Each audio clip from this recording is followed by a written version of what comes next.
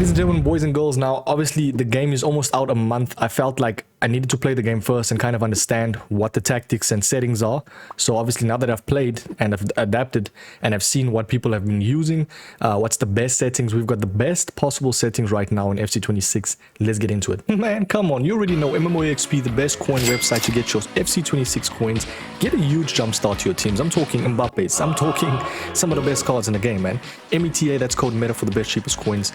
Check first link in description. Also 8% off, god damn. Obviously if you don't know where to go in settings, all you go is you can do it in game in terms of ultimate team. You can do it obviously in the menu as soon as you come into ultimate team, or sorry, into FC26. So you go settings, game settings. Now let's jump right into it. Presets, obviously competitive because we all play online. Done. Precision shots. Now when it comes to shot assistance, right, precision shooting in this game, now I'm someone that used to love assisted, right, but once I changed, bro, absolutely incredible. What I like about precision shooting, you can kind of dictate where the ball's gonna go, even if you don't have the best players. Like, let's say, for instance, I think it was someone like, who was I using? I used Perez, and my back was turned to goal. This was like 90 minutes, and I was actually like kind of deciphering if I had assisted shooting there, I don't think I would have scored. Because the thing is with precision shooting, you need to know exactly where to place the ball.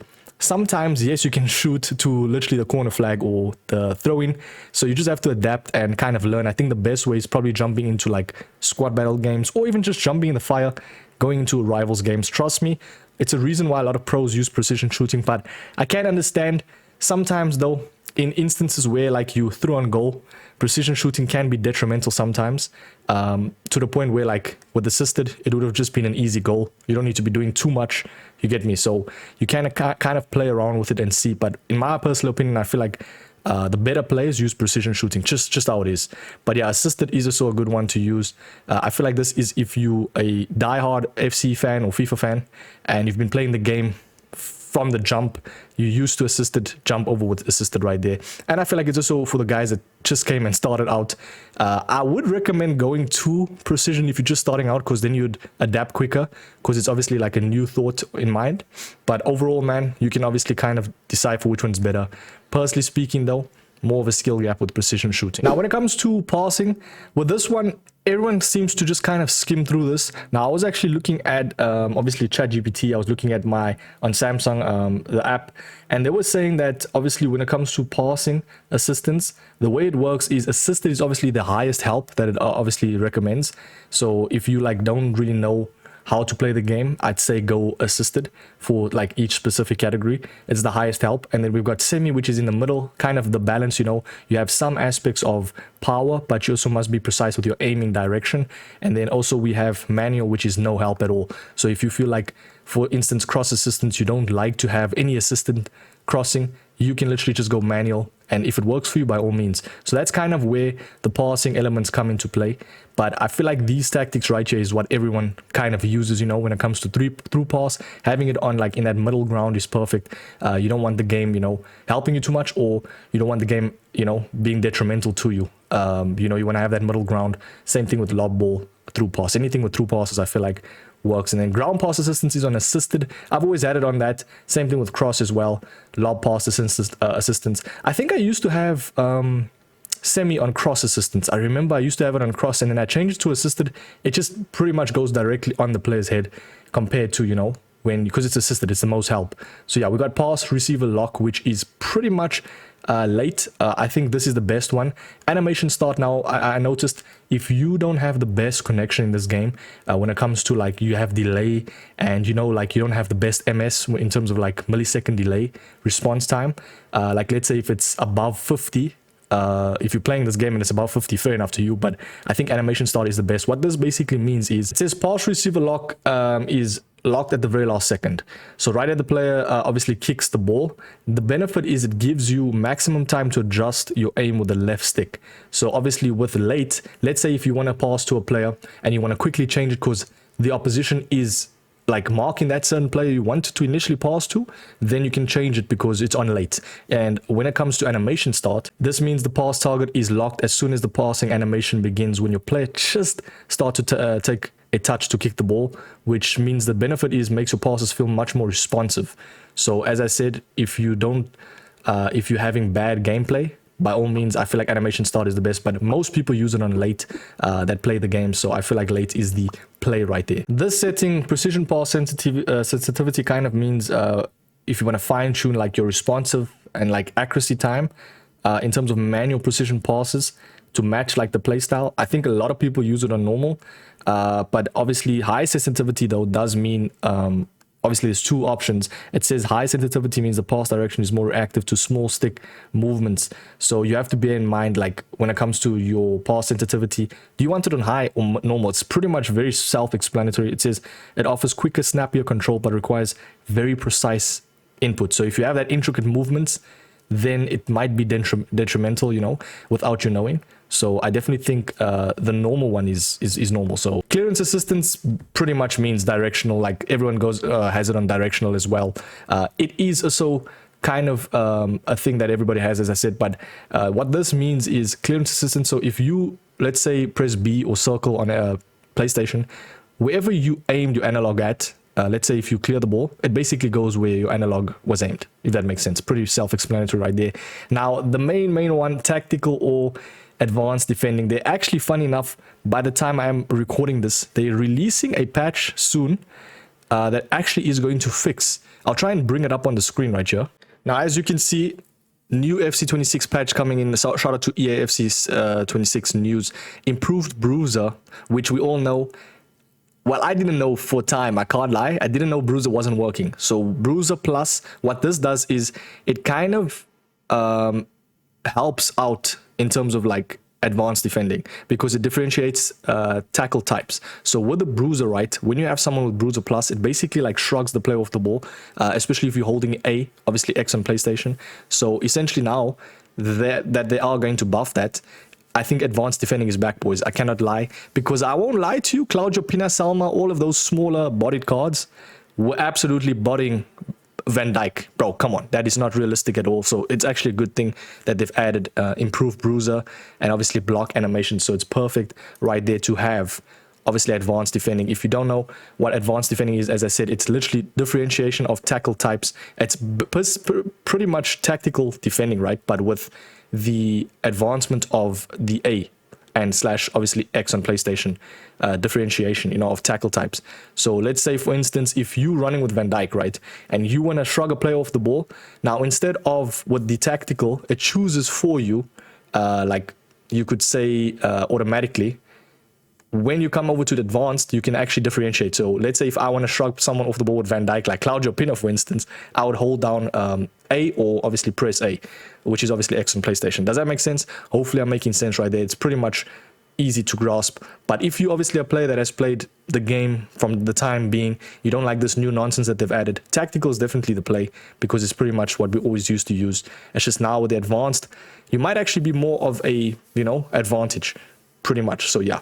Professional fouls, block assistance is always on. Everybody has it on. So yeah, let's go over to switching. Pretty much everyone has it on air balls and loose balls. So to pretty much put it into perspective, right, you want to have it on both air balls and loose balls. So let's say, for instance, as it says here, the AI will attempt to switch you to the best player or the player best position to head or control the failing ball. So for instance, when you're in attack, when you are defending, you essentially want it on both, not just on your manual movement, because you're going to take long, bro. It's going to take longer, and for some reason, I mean, you can have it on manual. I've never seen someone have this on manual, in my opinion. If it works for you, by all means, but everybody has this on air balls and loose balls, because essentially there it is. Essentially it's at an advantage, you know. You don't want to be at a disadvantage and create more work for yourself. Does that make sense? Obviously, I can understand, like, if you're a good player, having it on a manual you'll have full control over where you're switching your players. You don't want the AI to do it for you, because let's say, for instance, a ball comes up in the air and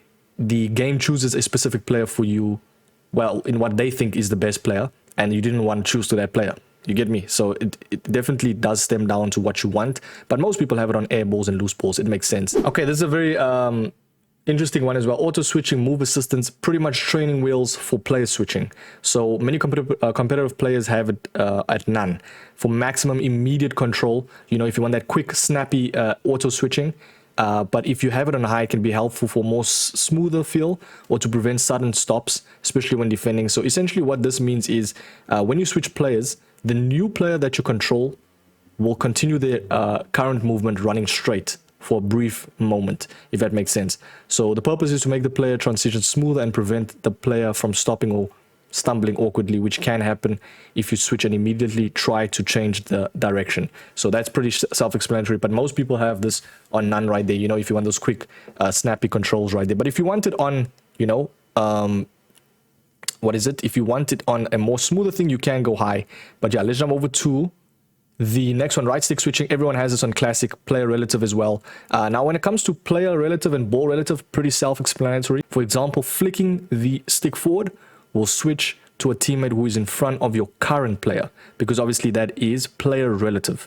This is generally considered the more intuitive method, which, as I said, most people use classic and then obviously player relative, but ball relative can mean where you flick the right stick is relative to the position of the ball. So for example, flicking the stick toward the opponent's goal, let's say if you're attacking on the right side and you flick it to the right, it will switch to a player who is closer to the end of that pitch, which is on the right, you know, or the ball's position. So I feel like it's a little bit easier to go player relative. Right stick switching sensitivity is completely up to you. I've played around with this and I felt that 4 is perfect for me. Obviously you can go the more if you want like quick, snappier, you could say, switching like, you know, switching adapted movements, then you can go obviously higher. But I feel like also sometimes having it on quick right stick switching can sometimes be detrimental, because let's say, for instance, if you make a mistake, you know, and then you want to switch to a player and then you on mistake have it like on too high, it switches to another player because of this sensitivity being so high. Essentially, it's gonna like kind of be detrimental, because for instance, you are at a disadvantage because then you have to go back to that player. It's just more time, if that makes sense. So yeah, hopefully I'm making sense because I'm not repeating myself. But next player switching is on classic. Reaction time calibration, boys. Turn this off. I don't know what this is. Everybody has this on off. Player lock, if you don't know what this is. So if you obviously click in both your analogs on both Xbox or PlayStation, remember back in the day when it says click R3, you don't know what the hell's happening, bro. You want to cry because you don't know what the hell, which part of a controller that is, but it's basically R3 or clicking your analogs in. Player lock essentially is very, very OP if you know how to use it. It is a determining factor, I feel, or a skill gap. Now, when it comes to player lock, right, let's say you're running with a player and you want to kind of throw off your opponent. So the player with the ball, you won't control him anymore. You will control, once you click in the analogs, you'll control a different player and you can actually flick to whoever you want with the right stick. And essentially with that player, they make a run, and then the player that has the ball that you weren't controlling, now, for instance, if you're going to pass to that player that you just literally press the analogs in for, you can pass to him, and it can kind of be an unpredictable factor for a lot of people that you are versing.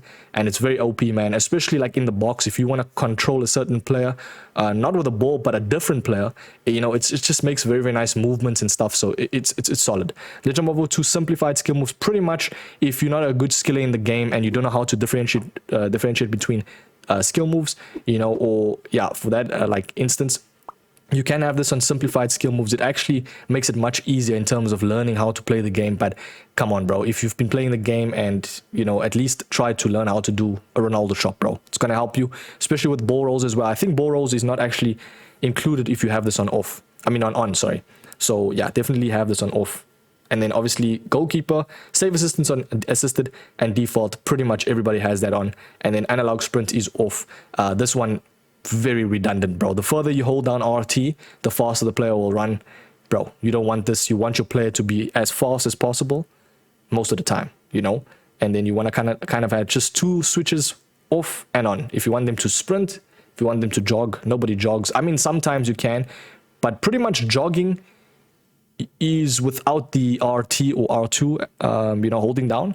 So yeah, it's pretty much redundant when you have analog sprint on. Doesn't make sense.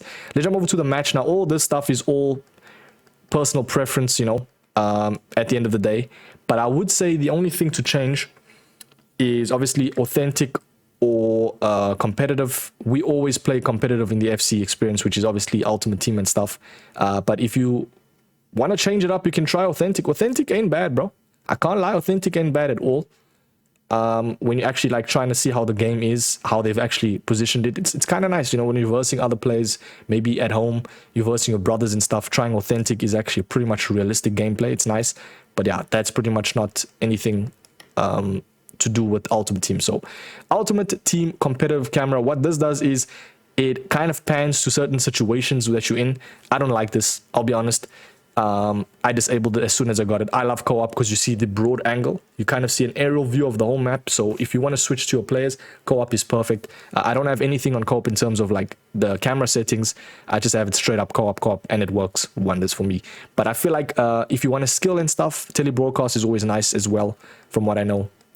So yeah, that's perfect. Let's jump over to visual. So contextual means in the connection monitoring, if you're getting lag, it will only show when you're getting lag. Now, if you're a guy that's OCD, bro, I feel like this is the best one, man. Because if you have it on always on, you're going to constantly be looking, and it's going to kind of draw your vision away from the game, you know? So having it on contextual is perfect. So only when you're lagging, it shows. So yeah, hopefully it doesn't show for you. We want good connections, bro. So yeah, input overlay as well. I use this because I want to showcase what I'm doing in game. Obviously for content creators, it's perfect. But if you want to see, in terms of like side by side, you can, because what this does is side by side shows your initial controller and then what it's kind of inputting, you know. So if you have delay, you can see the differentiation in delay, if that makes sense. So yeah, diagnostics, I don't really care about that. And then off, yeah, pretty much all self-explanatory, boys. All of this stuff, like if you really want this, you can, it literally shows there, you know.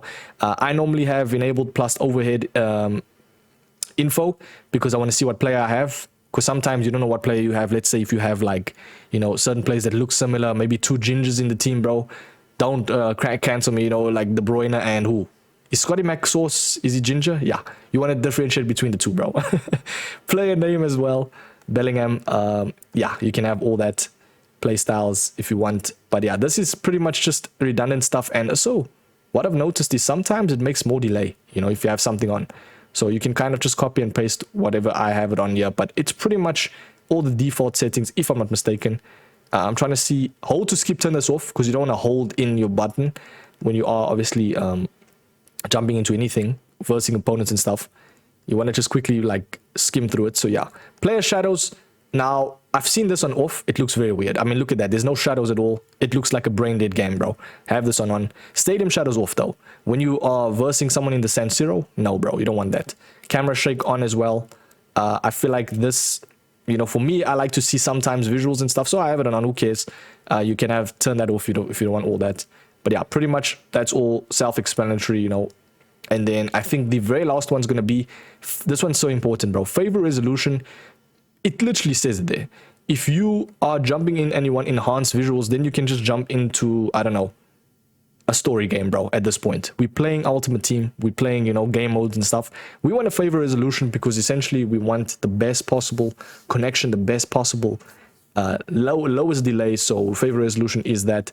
Tell me in the comments if this has helped, boys. Hopefully I've explained it right. I don't know if this video is going to be too long or what, but it's pretty much a very deep dive into the best settings to kind of help you in this game, and also trying to like tell you how to you know, which ones to use, which ones to avoid for what certain player that you are.